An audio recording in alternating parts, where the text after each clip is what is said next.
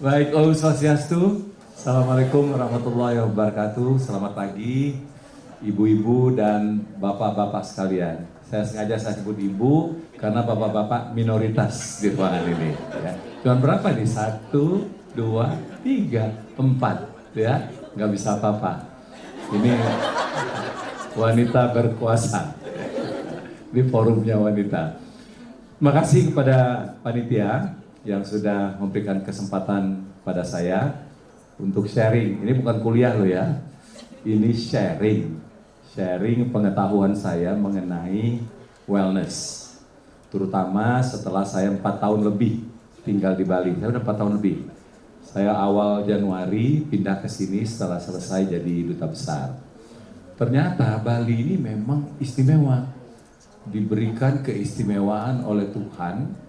Udaranya bersih, ya. Saking bersihnya kata orang, "Tok, muka lo kok makin kenceng." Nah, tinggal di Bali ya. Memang kalau Jakarta itu Bu Ani butek kita ya. Betul, Jakarta tuh butek loh.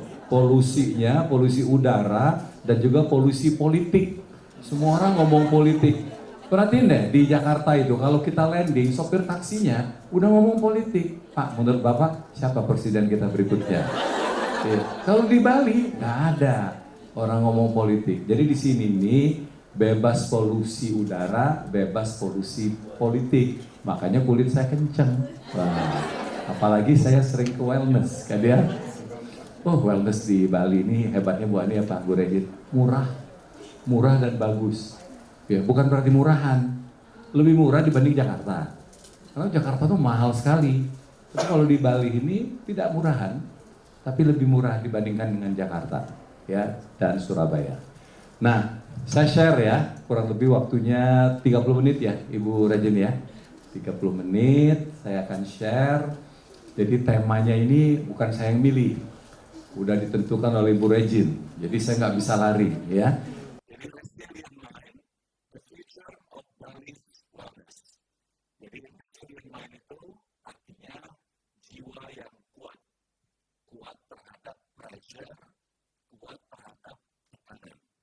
Nah, ini penting bagi perempuan ini. Kalian harus kuat.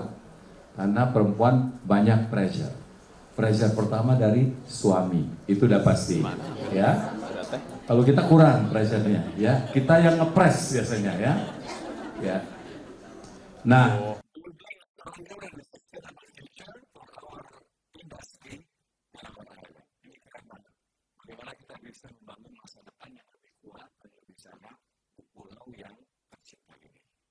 hebat. Berbahagialah kita yang tinggal di Bali, penduduk Bali maupun pendatang. Jadi ini Bu Ani Sapitri teman lama saya. Jadi di sini ini ada kepercayaan, tidak semua pendatang itu akhirnya jadi penduduk Bali, betul kan ya? Itu harus dipanggil oleh Bali. Jadi orang yang menetap di sini kayak Bu Regin 30 tahun lebih ya. 30 tahun, itu berarti orang yang terpilih, orang yang terpanggil. Banyak orang yang tinggal di sini berapa tahun, balik lagi dia ke Jakarta. Karena dia tidak termasuk orang yang dipanggil. Sama dengan Islam, orang yang naik haji itu disebut tamu Allah. Tidak semua orang kaya, tidak semua orang sehat, tidak semua orang beriman pernah naik haji. Kalau dia nggak dipanggil oleh Allah, dia nggak berangkat. Makanya disebut tamu Allah. Bali ini saking istimewanya kurang lebih sama. Hanya mereka yang dipanggil, yang terpilih, yang tinggal di sini. Doakan mudah-mudahan saya termasuk dalam kelompok itu. Ya. Nah, demikianlah paparan saya pagi ini. Saya ucapkan terima kasih. Oke. Baik. Nah, ini ada data ya. Soalnya dalam bahasa Inggris ya, nggak apa-apa. Ini ada data. Ini data loh, bukan omongan Tantowi. Data ini data yang paling baru. Kalau nggak salah 2024, jadi masih aktual. Data ini harus membuat kita yakin, membuat kita percaya bahwa 67% dari pelancong itu memprioritaskan tujuan kunjungan atau perjalanannya itu adalah untuk recovery dan emotional reset. 67%. Kalau dulu orang melancong kemana-mana itu tujuannya macam-macam. Ada yang kuliner, ada yang pengen lihat alam. Kalau sekarang ini, setelah pandemi khususnya, setelah pandemi 2022 yang lalu, 67% itu data begitu. Ini kan peluang.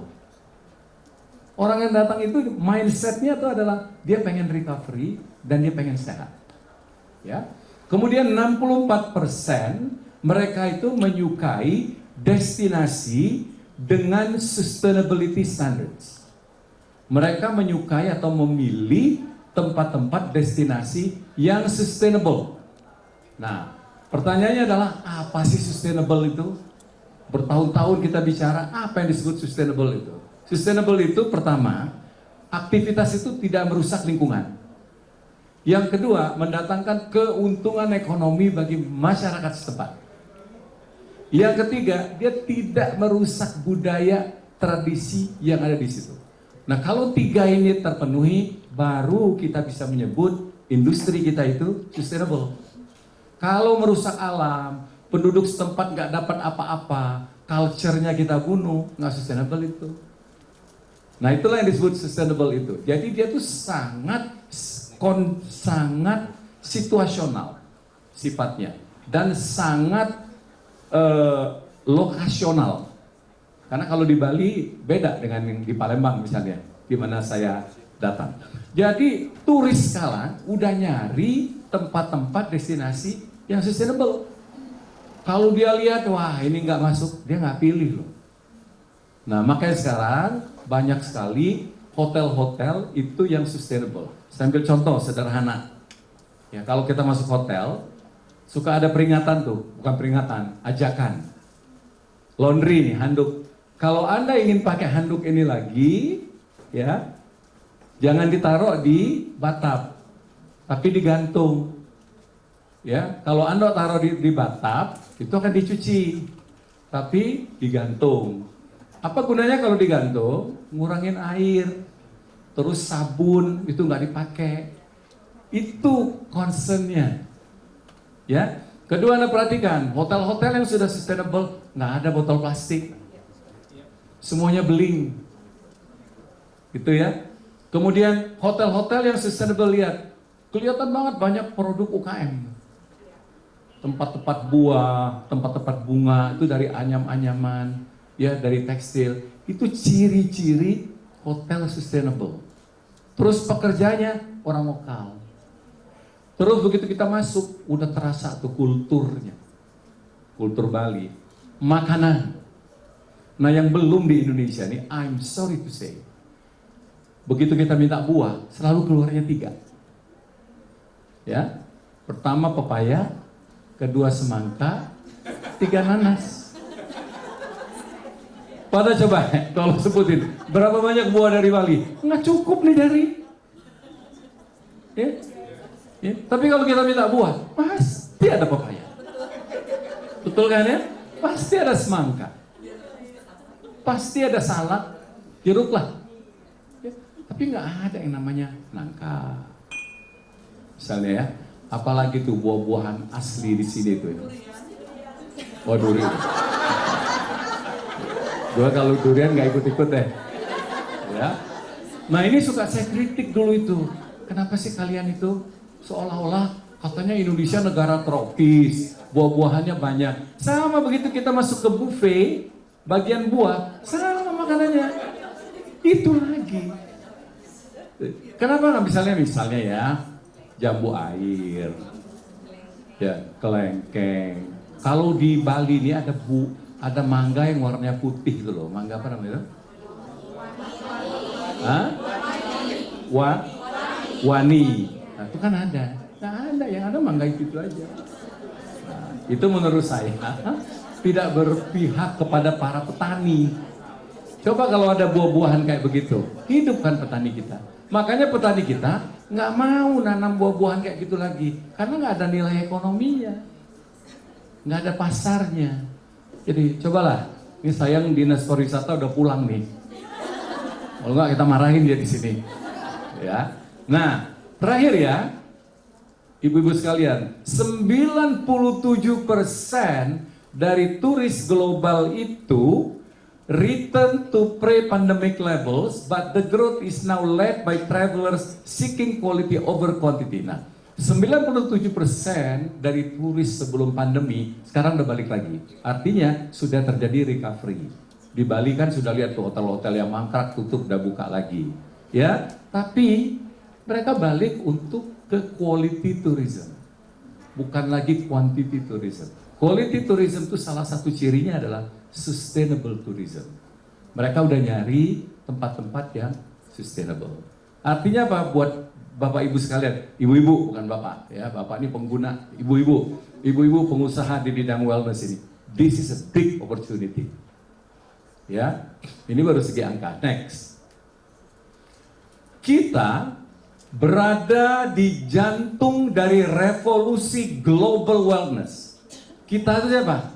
Orang Bali. Kita yang tinggal di Bali. Lihat dia.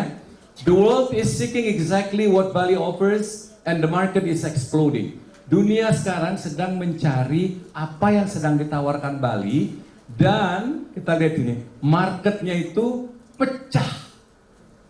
Bukan lagi meledak sudah. Nah, ada di mana? Ada di Bali.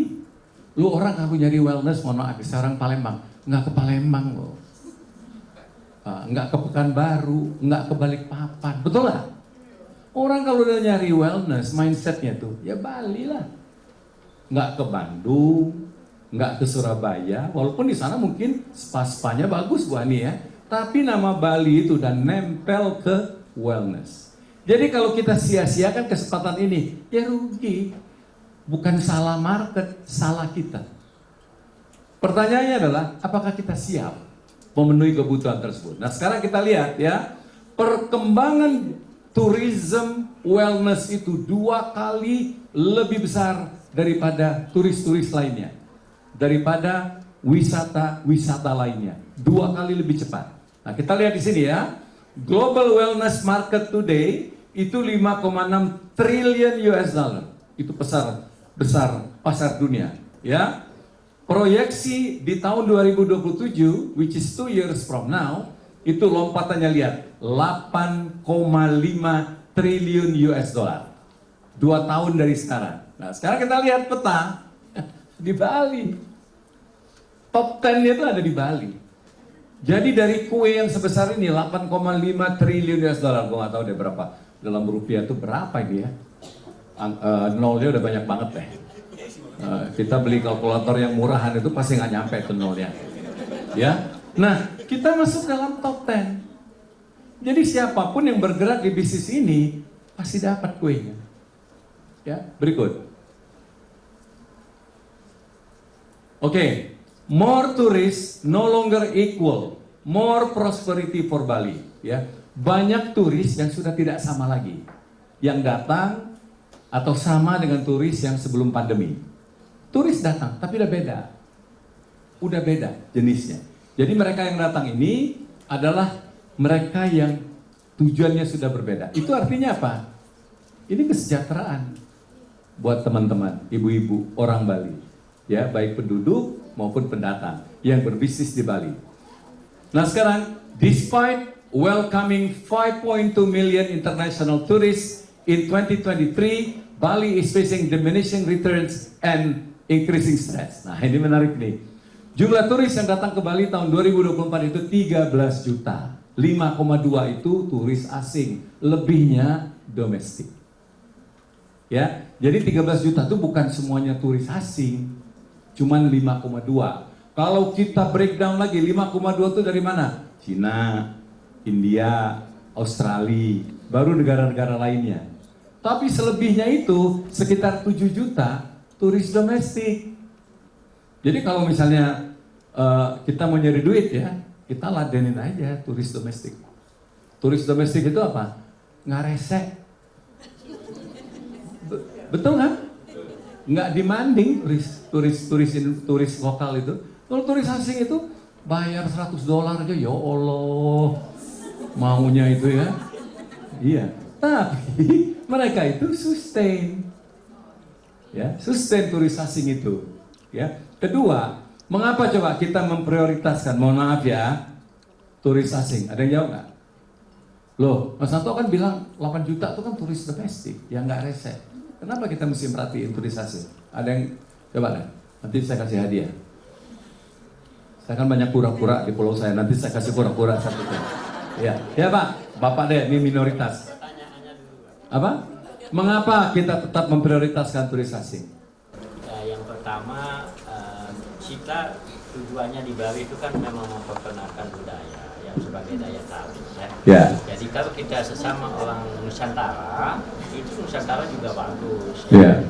Jadi itu yang pertama kita kenapa harus tetap dengan turis asingnya. Ya. Gitu. Jadi karena Bali ini kan dibilang bertaksu. Taksu itu muncul karena ada upacara. Ya. Kemudian ada pelestarian budaya. Ya. Inilah daya tariknya. Ya. Magnetnya di sana. Ya.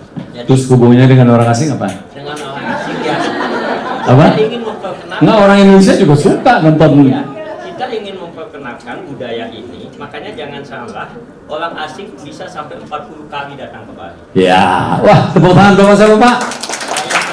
Pak Wayan. Pak Wayan kerja di mana Pak Wayan? Saya advokat Pak. Oh, pantesan ngomongnya kayak gitu. Advokat. Betul ya. Nih, Pak Wayan bilang ya, orang asing itu, satu orang asing bisa 40 kali dia datang. Kalau orang kita bisa sekali seumur hidup. Dia bilang, gue udah pernah ke Bali. Betul banget tuh. Jadi repeat customers. Tuh dapat hadiah, Bapak langsung dapat jawab kayak gitu. Terus kedua gini ya, pariwisata itu adalah proses mempengaruhi mindset satu bangsa. Ya. Nah, jadi kalau orang asing datang itu, kita menularkan kebaikan-kebaikan kita. Yang nanti akan dia bawa ke negaranya.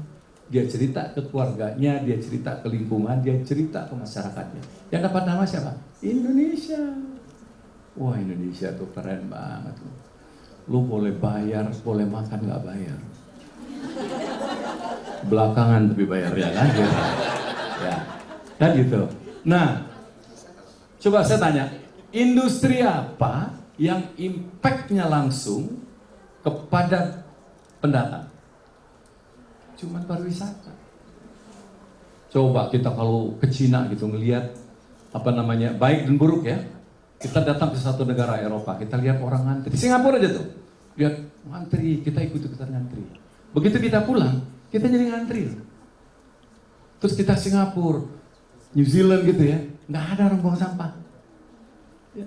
Saya pernah bikin survei, saya 5 tahun di New Zealand ya. Ketika ada sampah, rokok, saya udah bilang, pasti turis Indonesia. Terus saya pungut nih, betul, jarum. Karena orang sana nggak ada buang sampah itu, ya kan? Nah, akhirnya apa? Kita belajar.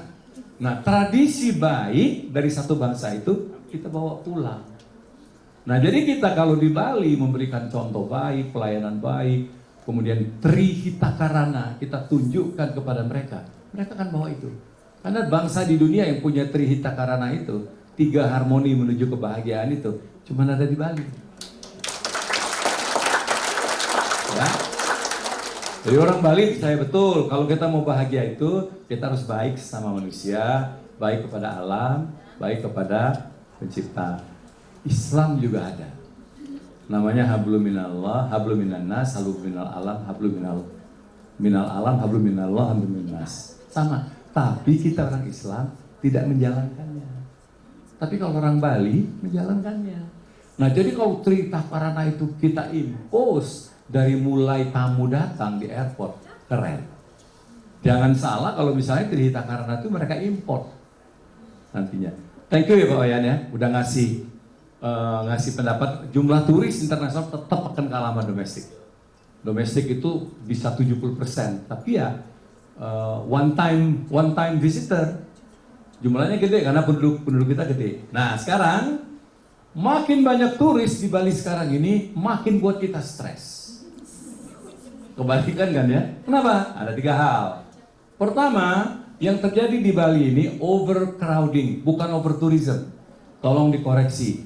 Bali tidak sedang mengalami overtourism. Jadi pulau sebesar Bali ini masih cukup sih, nampung 13 juta turis itu masih cukup. Masalahnya 13 juta turis itu terkonsentrasi di titik-titik tertentu. Jadi titik tertentu itu penuh. Kalau kita ke Tabanan gitu ya, ke Singaraja gitu kan, sepi, kosong. Tapi jangan ke Canggu, jangan ke Seminyak, jangan ke Ubud, ya. Jadi overcrowding itu yang dialami oleh Bali, ya, bukan over tourism. Saya mau nanya ke ibu-ibu, jawab dengan jujur. Ini hari Jumat, nggak boleh bohong. Ya, overcrowding itu salah siapa? Iya betul, udah cukup, jangan keras-keras. Ya. Ya. Ini masalah manajemen. Masalah manajemen. Kenapa turis terkonsentrasi di titik-titik itu aja, sementara yang lain itu kosong? Ya. Cobalah kita jalan ke tempat-tempat yang kosong. Siapa bilang over tourism di sini saya kosong? Ya, ya. Kedua, environmental stress. Ya, karena terlalu banyak pendatang sekarang ini, penataan kurang baik, terjadilah krisis air. Ya, di Bali ini kan krisis air. 3 masalah Bali itu: krisis air, macet, dan sampah. Betul. 3 hal itu gampang diucapkan, susah dikerjakan. Yang ketiga, declining value. Tourist spending per capita is decreasing. Ya, banyak turis tapi spendingnya turun. Karena yang datang, bahasa Jawanya, turis yang orang mutu. Iya, jumlahnya akeh tapi duitnya sithik. Ya, itu yang terjadi sekarang ini. Makanya Bali lagi mendorong untuk quality tourism. Orangnya nggak perlu banyak yang datang, tapi spendingnya besar. Ya, banyak yang datang, ramai di airport. Hotel di Nusa Dua, ya, kosong. Ya, hotel di Jimbaran kosong. Kemana orang-orang itu? Nah, masuk ke penginapan, ya nggak bayar pajak ke pemerintah.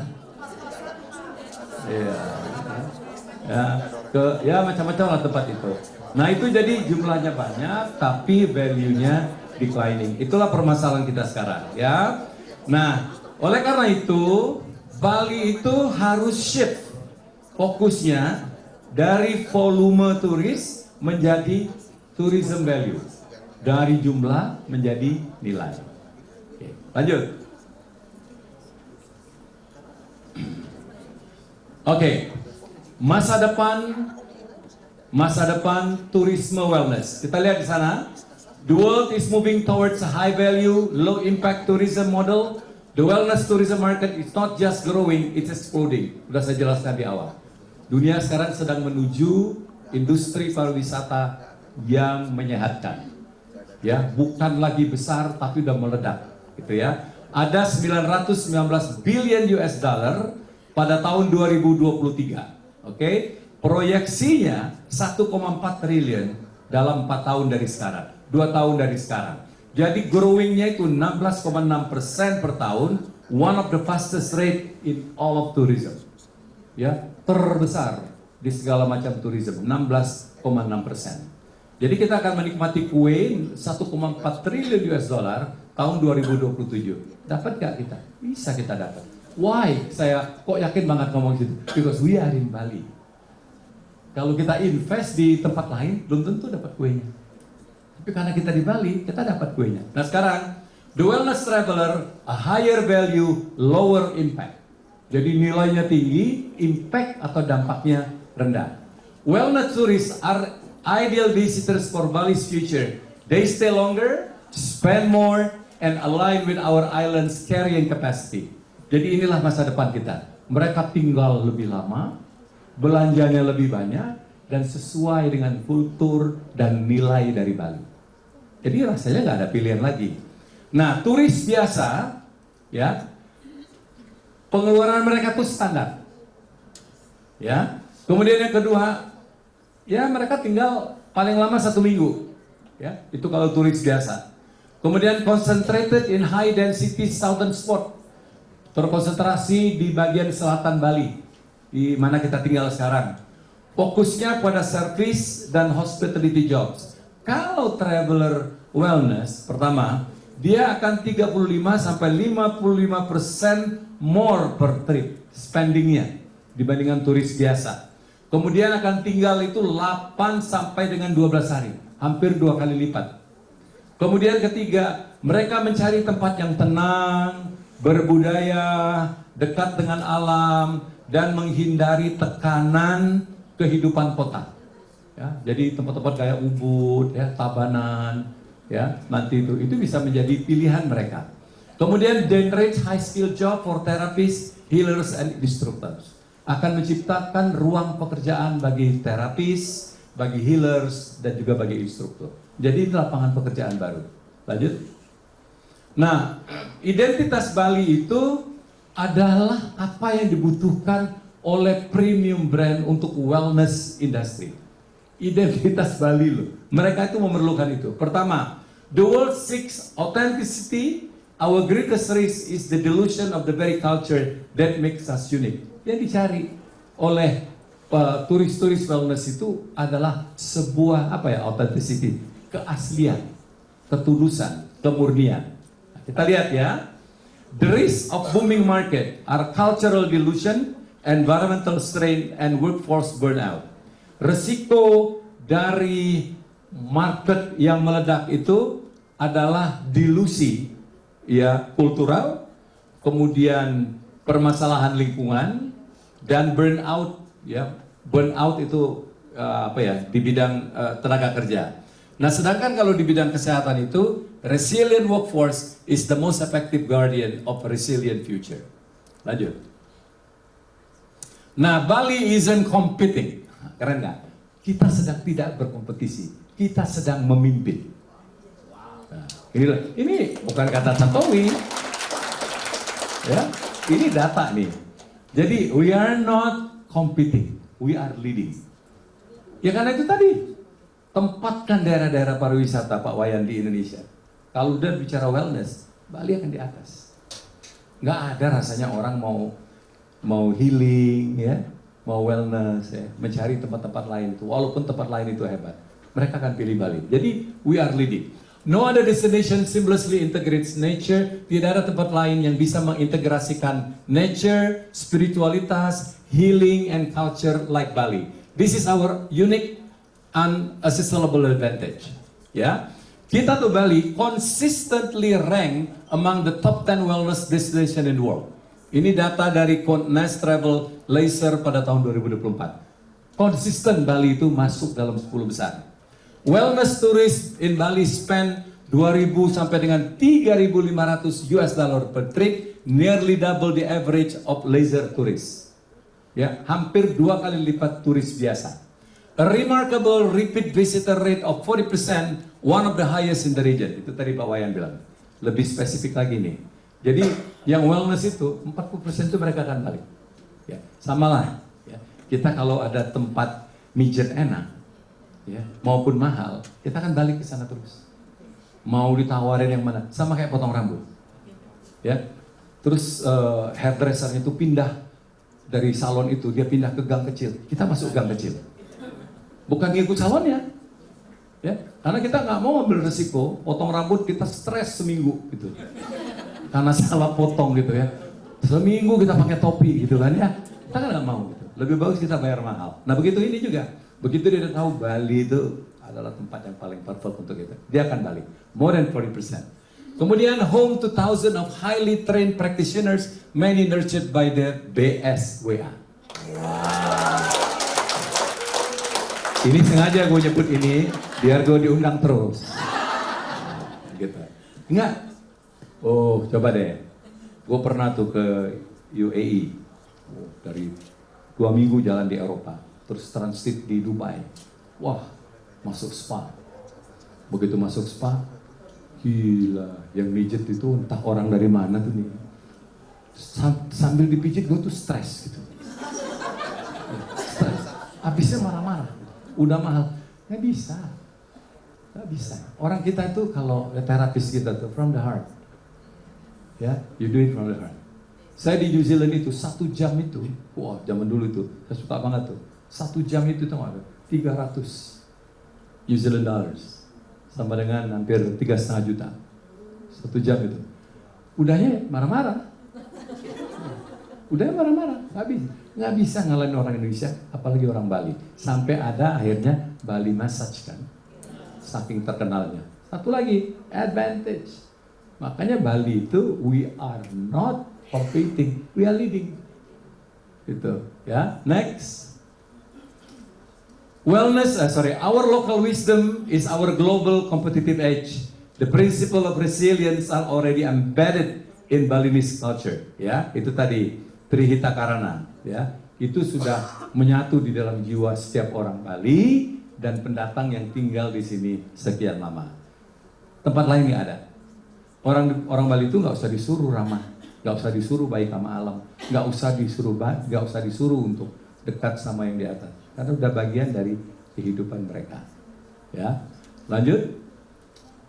Next, wellness is Bali's strategy for resilient future. Okay? Jadi masa depan yang resilient itu ada di Bali, terutama untuk wellness. Shifting to wellness tourism strengthens Bali across critical dimension, aligning perfectly with the goal of stronger and sustainable tourism. Jadi resilient Bali itu harus mengandung 3 poin. Pertama, resilient secara ekonomi, resilient secara lingkungan, dan resilient secara kultural. Itu tadi saya bilang, disebut sustainable kalau mencakup poin-poin ini. Kalau satu aja nggak bisa disebut sustainable. Nah, kita itu akan resilient ke depan kalau bisnis wellness ini, itu tadi, dia mendatangkan keuntungan ekonomi bagi masyarakat, kemudian dia tidak merusak lingkungan, dan yang ketiga itu budayanya terjaga. Lanjut. The mind is our most important infrastructure. The tourism infrastructure isn't just hotels and airport. Infrastruktur pariwisata itu bukan hanya hotel dan bandara. It is the mindset of the workforce. Jadi mindset dari seluruh pekerja di bidang wellness, ya, the well-being of the practitioners, ya, kesejahteraan, kehidupan yang baik dari para pelakunya, dan juga the mental resilience of our community, dan kekuatan mental dari komunitas kita. Itulah faktor. Jadi bukan hanya soal hotel dan bandara yang bagus. Consumers are actively seeking destination where they can reset, recover, and reconnect. Itu yang mereka cari. Ya, 3 hal itu. The global mental wellness economy reached 181 billion US dollar tahun 2023. Bali sits at the very center of this profound global shift. Angka sebesar itu, dan kita duduk di tengah angka yang hebat itu. Ya. Next. You are the architect of Bali's wellness reputation. Anda adalah arsitek untuk reputasi bisnis wellness di Bali. As spa and wellness practitioner, you are the front line of Bali sustainable tourism transformation. Sebagai praktisi di bidang spa dan wellness, Anda adalah garda terdepan, ya, dalam sustainable tourism transformation, dalam transformasi pariwisata berkelanjutan. Your work shapes Bali's identity on the world stage. Pekerjaan Anda, attitude Anda akan membawa image Bali ke seluruh dunia. Oke? Yang diperlukan itu adalah human touch. Ya, Anda sudah tidak perlu diajarin lagi human touch itu. Kemudian cultural diplomacy, ya. Yang Anda lakukan itu sedang menggambarkan diplomasi dari kultural Bali. Kemudian sustainability influence dan community empowerment. 4 hal itu, sadar atau tidak sadar, Anda lakukan dalam pekerjaan Anda sehari-hari. Next. Nah, sekarang ini sedikit Pak, tolong minta waktu 5 menit. Saya kerja di Kura-Kura Bali. Kura-Kura Bali itu kawasan ekonomi khusus di Pulau Serangan, ada 500 hektar. Kita memperkenalkan 6L. Jadi living, learning, landscape, kemudian longevity, kemudian apa lagi tuh? Laser, satu lagi? Oh 5 ya, ya. Jadi kita 5L, ya. Kalau 4L kan lo lagi gitu. Nah, kita 5. Jadi orang kalau ke pulau kita itu mereka bisa relax, bisa belajar, bisa tinggal, bisa juga lifestyle.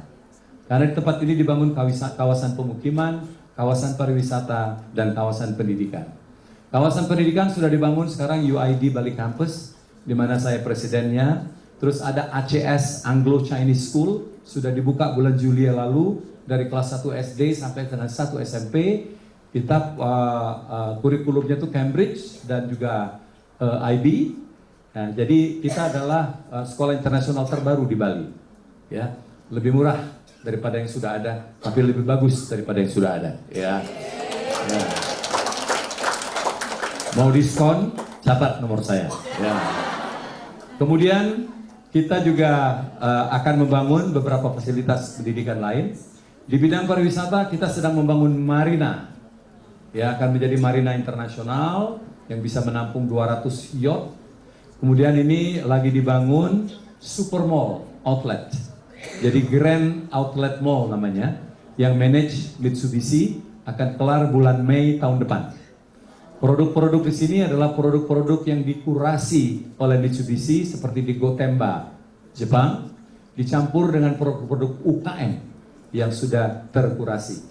Jadi ada 5 hektar di situ berbagai restoran, baik internasional maupun lokal, dan berpotensi mendatangkan turis tambahan buat Bali. Di sampingnya sedang dibangun hotel bintang 5 plus Marriott, ya. Dan beberapa fasilitas lagi. Sekarang kita lagi memikirkan untuk membangun concert hall yang bisa menampung 10.000 penonton, sehingga kita bisa ngebit kalau misalnya U2 mau main di sini, ya Taylor Swift mau main di sini, kita bisa bersaing sama Singapura. Selama ini kita kalah. Tapi kalau kita ngebit, mainnya di mana? Bali. Oke, I'll take Bali. Nah, oleh karena itu kita perlu ruang yang gede, ya, yang bisa di-convert menjadi convention hall. Ya, di samping di Nusa Dua, di Meru, juga ada di tempat kita. Insya Allah, Astungkara. Ya, mudah-mudahan ya. Jadi kita adalah kawasan ekonomi khusus yang bergerak di bidang pariwisata dan ekonomi kreatif. Lanjut. Tak terasa udah slide terakhir. Terima kasih. Selamat siang.